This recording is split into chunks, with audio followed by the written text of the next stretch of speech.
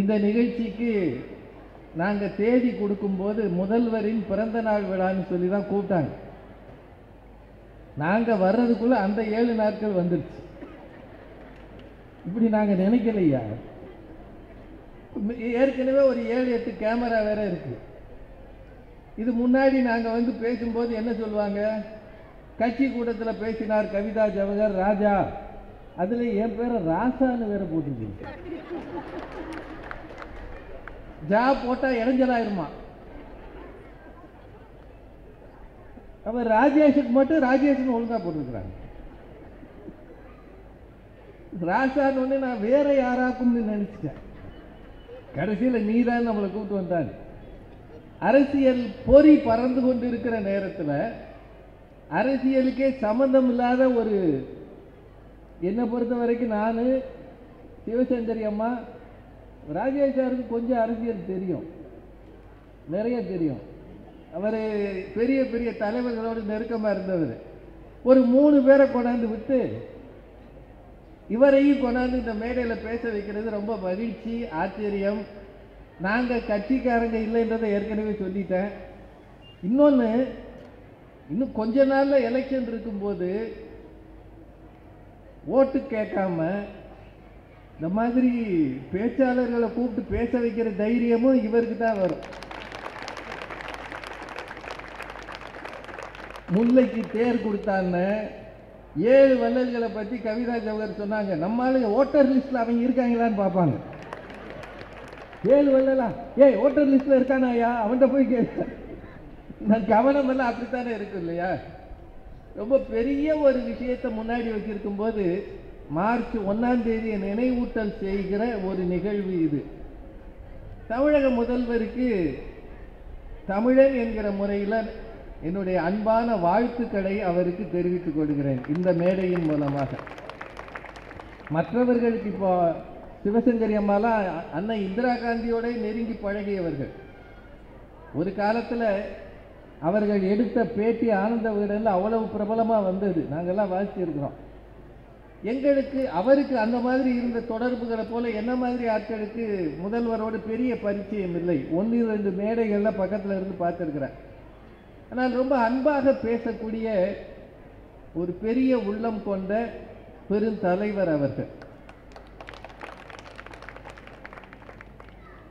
மதுரையில் கலைஞர் 100ஆண்டு நூலகம் தொடங்கப்பட்ட பிறகு ஒரு மேடையில் சந்தித்த உடனே முதல் கேள்வி அவர் என்கிட்ட கேட்டார், பேராசிரியர் சாலமன் பாப்பையா நல்லா இருக்காரான்னு கேட்டார்.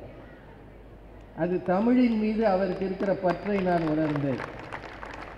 அடுத்து கேட்டார், கலைஞர் 100ஆண்டு நூலகத்தை பார்த்தீங்களா, எப்படி இருக்குன்னு கேட்டார். அது அவர் மக்களுக்கு கொடுத்திருக்கிற கொடையை பற்றிய சிந்தனை என்று உணர்ந்தேன். பிச்சை புகினும் கற்கை நன்றேனா நம்ம ஊர்ல ஒரு தலைமுறை ஒரு பிறவியில் நீ படித்தால் 7 பிறப்புக்கு அது உன்னோடு வந்து சேரும். ஒரே ஒரு பிறவி படித்தா போதும், 7 பிறவிக்கு கூட வரும்னு தமிழ் இலக்கியம் சொன்னது. படிக்க வைக்க வசதி இல்லாதவர்களுக்கு காலை உணவு தந்து, நீங்கள் இந்த பள்ளிக்கூடங்களில் காலை நேரத்தில் ஒரு அசம்பிளின்னு இருக்கும். இதெல்லாம் படித்த காலம் நினைவு இருக்கா? அல்லது அரசு பள்ளிகள் மாதிரி இதில் பார்த்தீங்கன்னா வெயிலில் தான் நிற்பாங்க, பெரிய கூரையெல்லாம் இருக்காது. ஒரு 10 நிமிஷம் 15 நிமிஷம் அது நடந்துக்கிட்டு இருக்கும்போதே சில பேர் சொத்துன்னு விழுவாங்க, கீழே மயங்கி விழுவான்.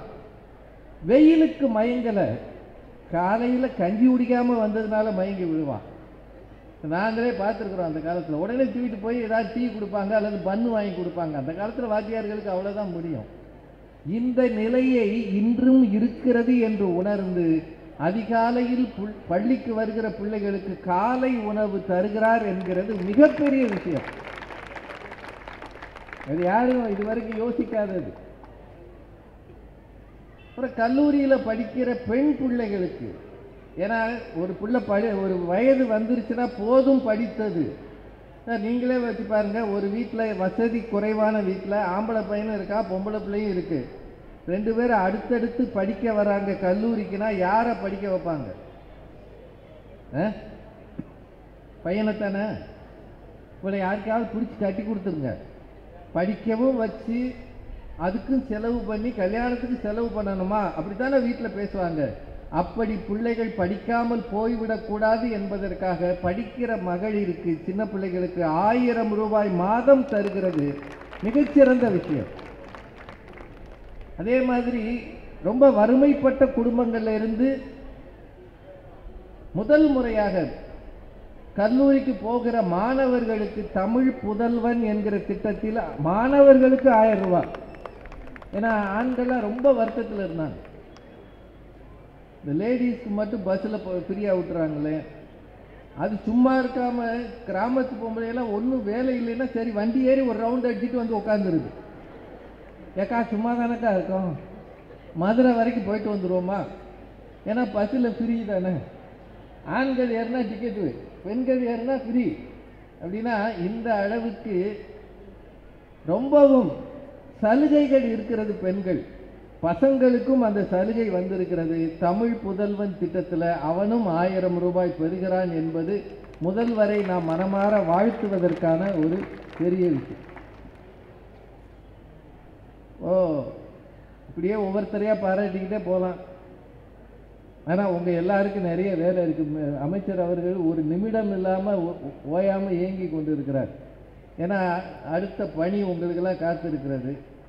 எனக்கு தெரிய வந்திருக்கிற அத்தனை பேருக்கு அட்டண்டன்ஸ் எடுக்கிற ஒரே அமைச்சர் இவர் தான் நினைக்கிறேன். போன பிறவியில் வாத்தியாராக இருந்திருப்பார்னு நினைக்கிறேன். அது எப்படியா வாத்தியார் கூட இந்த அட்டண்டன்ஸ் ரிஜிஸ்டர் வச்சு தான் டிக்கெட் அடிப்பார். இவர் முன்னாடி பார்த்து ஒவ்வொருத்தர் பேர் சொல்றாருன்னா ஒரு மாவட்டத்தை தன்னுடைய கரங்களுக்குள் வைத்திருக்கிற ஒரு அமைச்சராக அவர் இருக்கிறார். இனி அடுத்தது உங்க எல்லாருக்கும் வேலை கொடுப்பார். தமிழரின் அறம் பற்றி நிறைய சொன்னாங்க. ஒரே ஒரு குறள் மட்டும் சொல்றேன். அழுக்காறு அவா வெகுளி இன்னாச்சொல் இந்நான்கும் இழுக்கா இயன்றது அறம். ரொம்ப தேவையில்லாத பொறாமை, பேராசை, கோபம், தேவையற்ற தரமற்ற வார்த்தை, இது நான்கும் இல்லாது இருப்பதுதான் அறம் அப்படின்னு திருவள்ளுவர் சொல்லியிருக்கிறார். இனி வரும் நாட்களில் இதை நினைவில் வச்சுக்கங்க. குறிப்பாக மேடைகளில் பேசும்போது தேவையற்ற வார்த்தைகளை பயன்படுத்தாது இருக்கணும். இதை சொல்றதுக்கு எனக்கு தகுதி இருக்கான்னு தெரியல. மக்களை நெருங்கி போகிறவர்கள் தங்கள் வார்த்தையில் நாகரிகம் வைத்திருந்தால்தான் மக்கள் அவர்களை நெருங்கி வருவார்கள் என்பது என்னுடைய சொந்த கருத்து. இது தயவு செய்து இது உங்க கட்சிக்கு மட்டும் நான் சொல்லலை, எல்லா கட்சிக்கும் சொல்றேன்.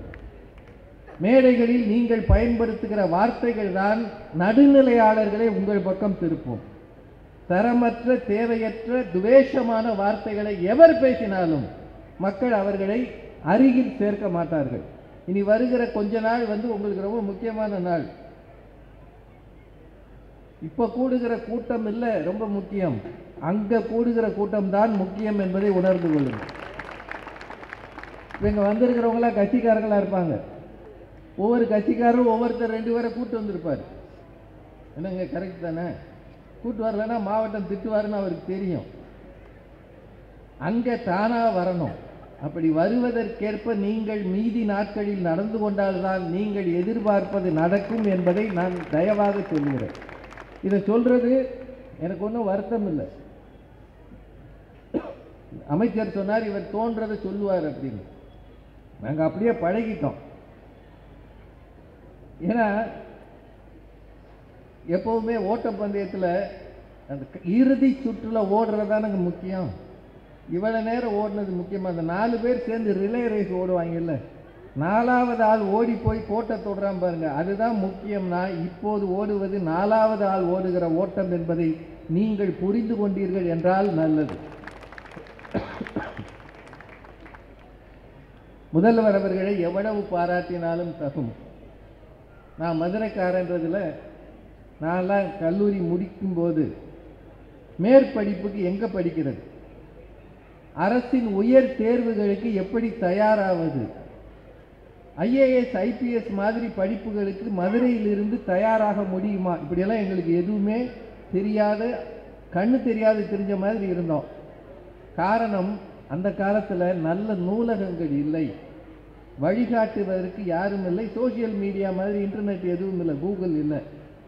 ஆனால் மதுரை மாதிரி ஒரு தெற்கு நகரத்தில் கூட உலகத்தரம் வாய்ந்து 4 லட்சம் புத்தகங்களோடு ஒரு நூலகத்தை உருவாக்க முடியும் என்றால், இளைஞர்கள், அடுத்த தலைமுறையினர் மேல் படிப்புக்கு உயரப் போவதற்கு ஒரு சரியான இடத்தை அவர் தயாரித்து தந்திருக்கிறார் என்றால், இந்த திட்டம் வரும் நாட்களில் கோவைக்கும் திருச்சி போன்ற நகரங்களுக்கும் போய் சேரும் என்றால், அதுதான் அடுத்த தலைமுறையை உருவாக்குகிற பெரும் பணி என்று சொல்கிறேன்.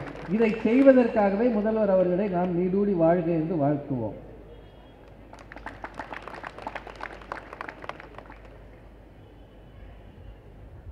அடுத்து எலெக்ஷன் மூடில் இருக்கிற உங்களுக்கு ரொம்ப நேரம் பேசி போர் அடிக்க விரும்பலை. என்னை விட ரொம்ப நல்லா தெரிஞ்சு அரசியல் தெரிந்த திரு ராஜேஷ் அவர்கள் வந்திருக்கிறார். அவர் எம்ஜிஆர் கூடலாம் நெருங்கி பழகினவர். அவர் சிரிக்கிற சிரிப்பை பாருங்க.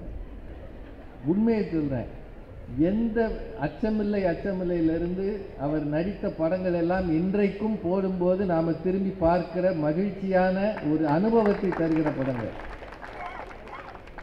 கன்னி பருவத்தில் இதில் தொடங்கினார்னு நினைக்கிறேன். இப்போ தேர்தல் பருவத்தில் வந்திருக்கிறார்.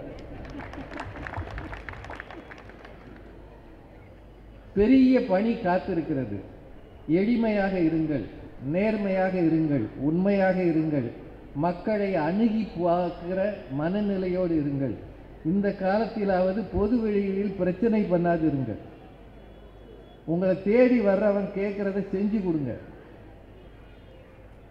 பகைவர்கள் நான் சொல்றது தமிழர்கள் ஏது பகைவர்கள், மாற்று சிந்தனை உள்ளவர்களிடமும் அன்பு காட்டுங்கள். கம்பன் சொல்வான், யாரோடும் பகை கொள்ளலன் என்றதின் போர் ஒடுங்கும் புகழ் ஒடுங்காது. மாற்று சிந்தனையாளர்களிடமும் அன்பு காட்டுங்கள். அப்படி செய்தீர்கள் என்றால் உங்கள் மாவட்டம், உங்கள் அமைச்சர் விரும்புவது நினைப்பது நடக்கும். இந்த பரந்த உள்ளத்தோடு இங்கே இருக்கிற அத்தனை பேரும் மீண்டும் மீண்டும் முதல்வர் அவர்களுக்கு தெரிவிக்கிற வாழ்த்துக்களை, பிறந்தநாள் வாழ்த்துக்களை உங்களோடு சேர்ந்து நானும் தெரிவிக்கிறேன். நீங்கள் நினைப்பது நடக்க எல்லாம் வல்ல இறைவன் அருள்வான் என்ற எண்ணத்தோடு உங்கள் அனைவருக்கும் நன்றி கூறி வணங்கி விடைபெறுகிறேன். நன்றி, வணக்கம்.